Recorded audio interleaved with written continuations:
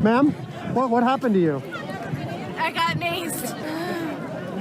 And what happened? You were trying to go inside the Capitol? Yeah, I made it like a foot inside, and they maced me. And why did you want to go in? We're storming the Capitol. It's a revolution.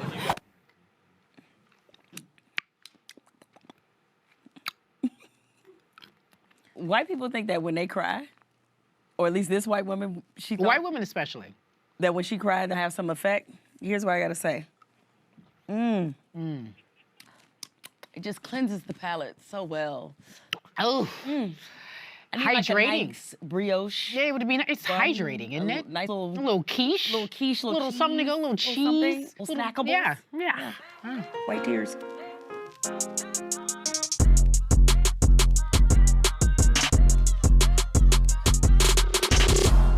Welcome to another episode of Won't Stick to Sports. I'm Cari Champion. That is Jemele Hill. Oh my God, what isn't up? The news cycle is on steroids right now with the blame game going on in the nation's capital between Democrats and Republicans. So we thought we should try to help you, help everybody, right?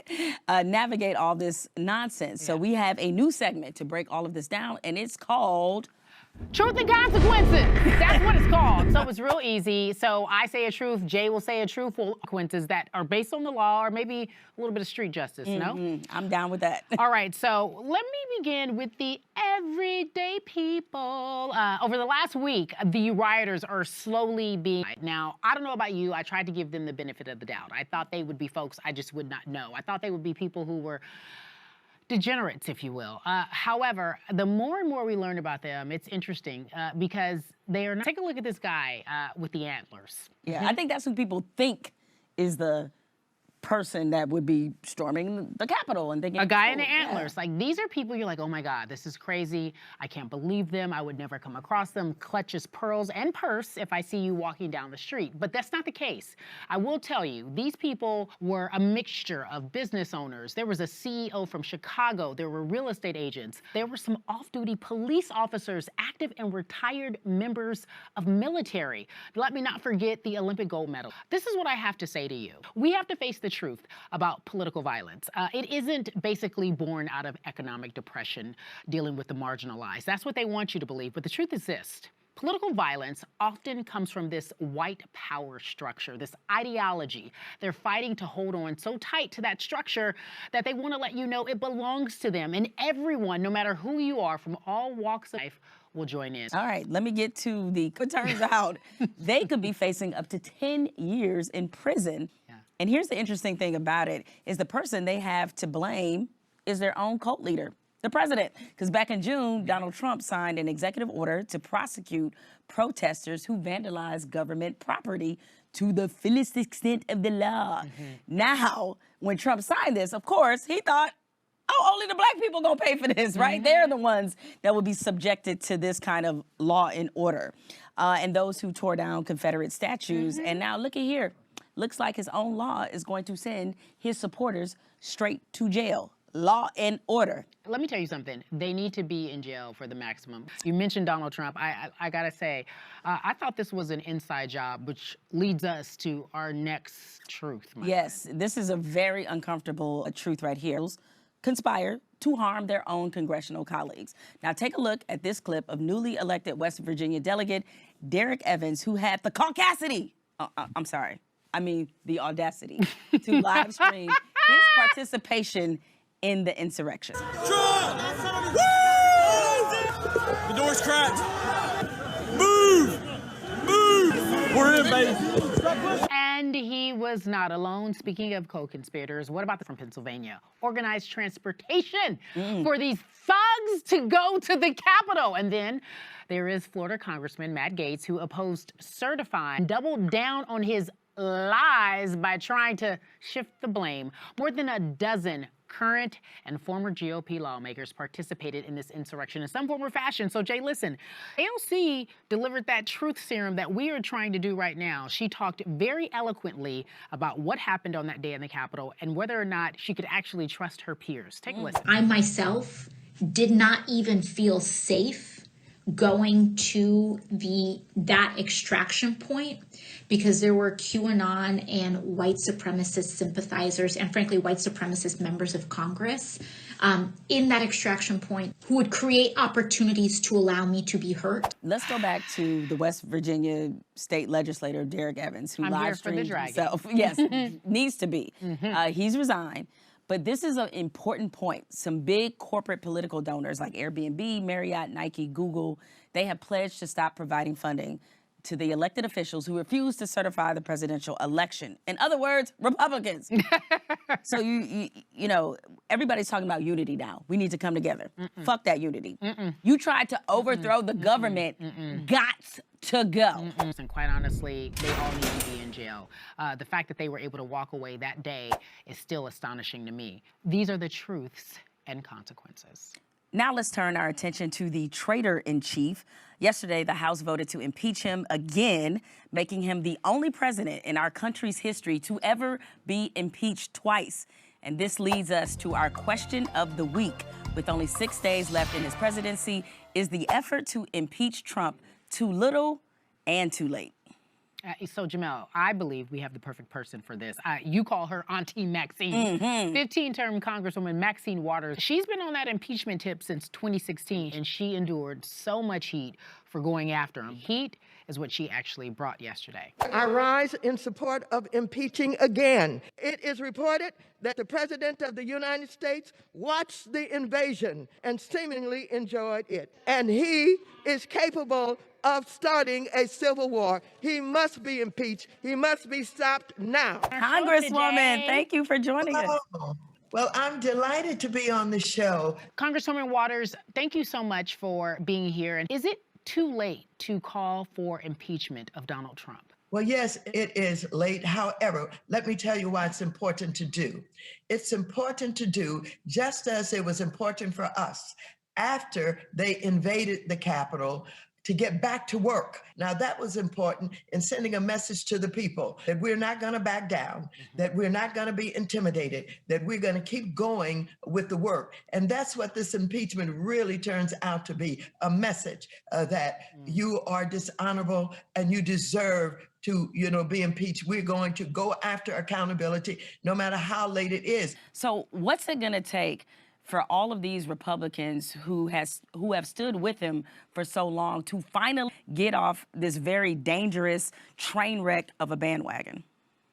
I don't know. Some of them are frightened. Their families could be harmed, that they could be harmed.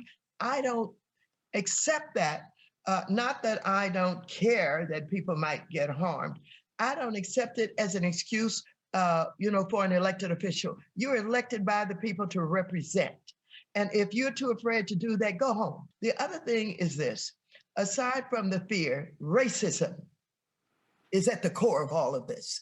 Congresswoman Waters, before we let you go, I must ask this question. Yes. Do you feel that what happened on January 6th was an inside job? Well, let me just tell you quickly that I went to our Democratic caucus a few days before the insurrection, and I said, I think we need to be concerned about security. What's the security plan? How's it going to work? And so what happened was they had the chief of police call me. And I spent an hour with the chief of police. I asked him about keeping the plaza clear. I asked him about blocking off the top of the hill in front of our office buildings. I asked him whether or not they were going to have a perimeter that was going to be adequate to keep them, from getting, up, near the Capitol and near our office buildings. And he assured me that they had it taken care of. And so when you asked me if there was anybody complicit in all of this, the more I look at it and the more I hear and the more I think about some of the signs of it, I do think going to be a significant part of the investigation. Not only I want them to start with the police chief, who either lied to me, was incompetent, or complicit.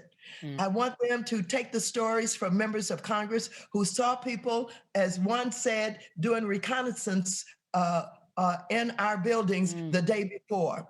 And so we're going to find out who may have been involved. Many people are saying it's an inside job.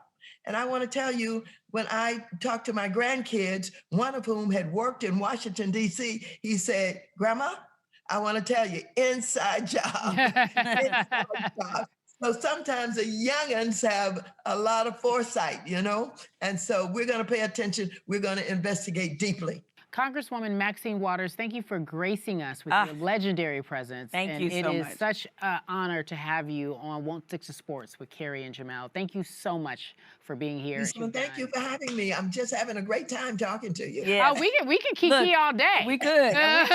We know you have a schedule. We already know in these streets too. Yeah. Protect Auntie Maxine at all costs. We already know. We got your back at all costs.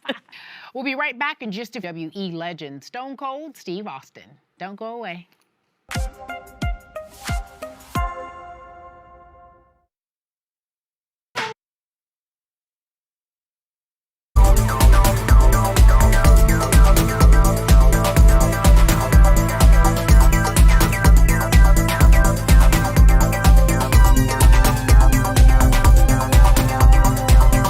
Welcome back to Won't Stick to Sports. Our next guest has many titles. 6-time WWE champion, actor, podcast host, has his own beer label, and his show, Straight Up Steve Austin, which just launched its 2nd season. First of all, let me get the formalities out of the way. Can I just call you Stone Cold? Because that's like it's such a great name. I know your name is Steve, but I just want to just refer to you as Stone Cold throughout this entire interview, if you don't mind, sir. I don't mind at all.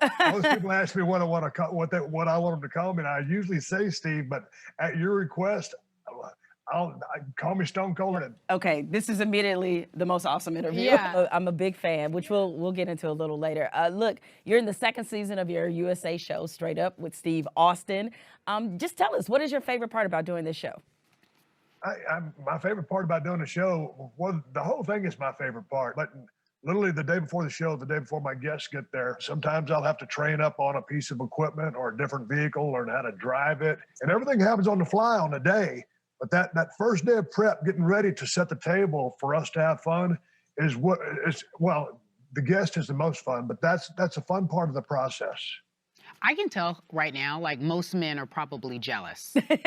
Yeah, I think you're right. It sounds like you have a big playroom with all the bells and whistles, and you could do whatever you want. And your former, I'd say, coworker, with tongue-in-cheek here, WWE star Rob Van Dam said, quote, it's a definite possibility that you could return to the ring. So do you want to break any news here on Won't Stick to Sports? No, I don't know where RVD got that. I haven't been entertaining any comeback. When I retired in 3, I retired and I got my body enough, and I got out when I got out, so I still feel relatively good for all the damage that I've been through. So no, I don't have any desires or any intentions on making a comeback.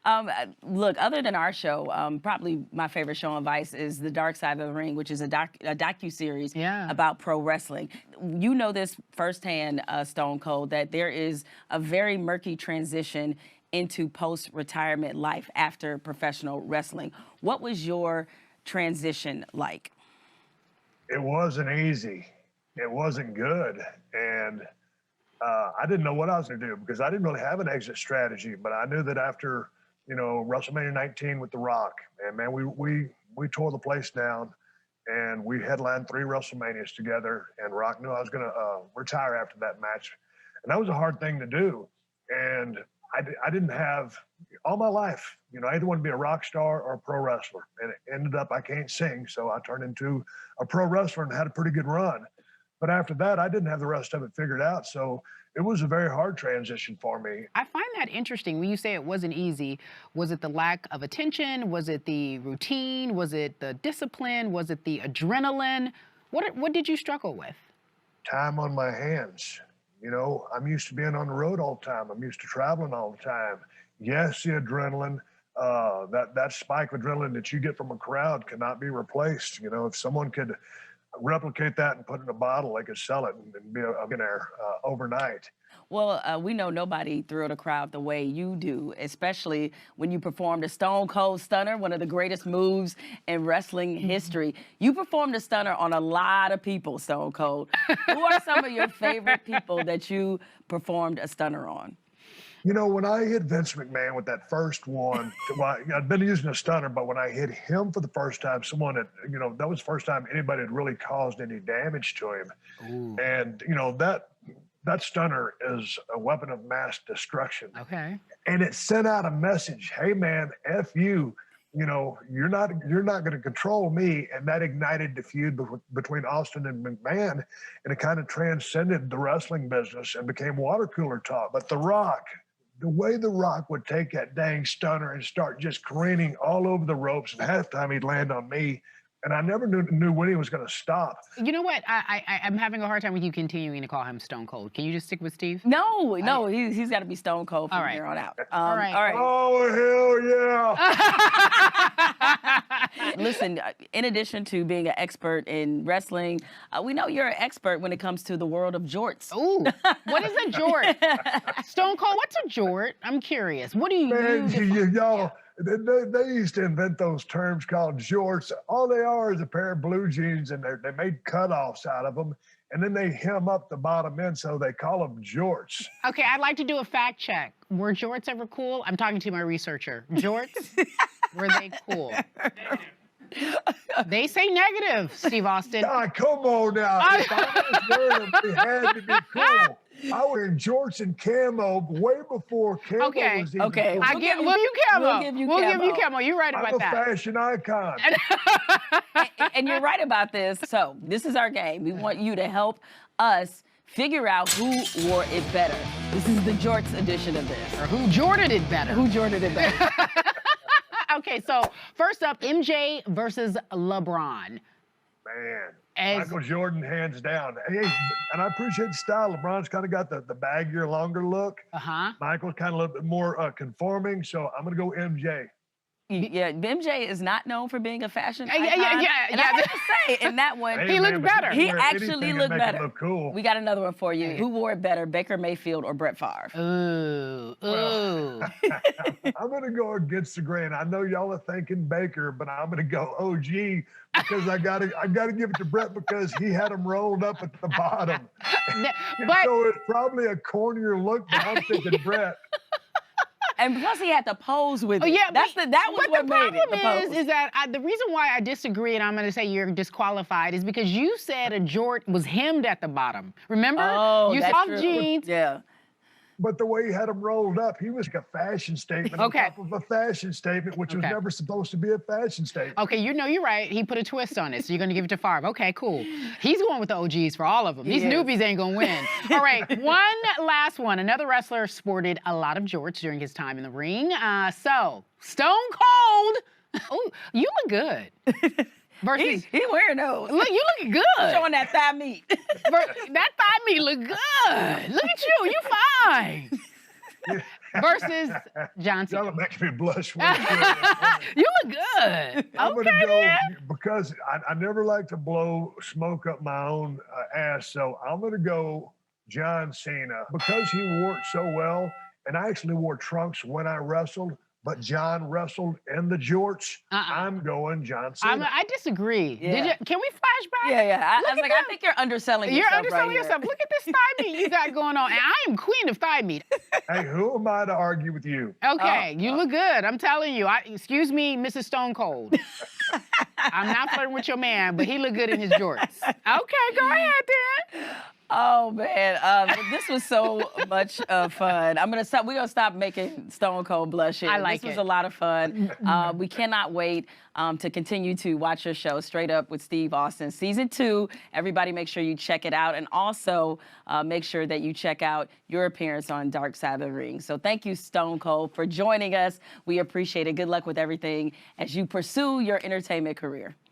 Thank you guys very much. I appreciate it. Thank you. So coming up, a big shout out to a surprising, maybe not for me, but a surprising favorite white person of the week. You do not want to miss it.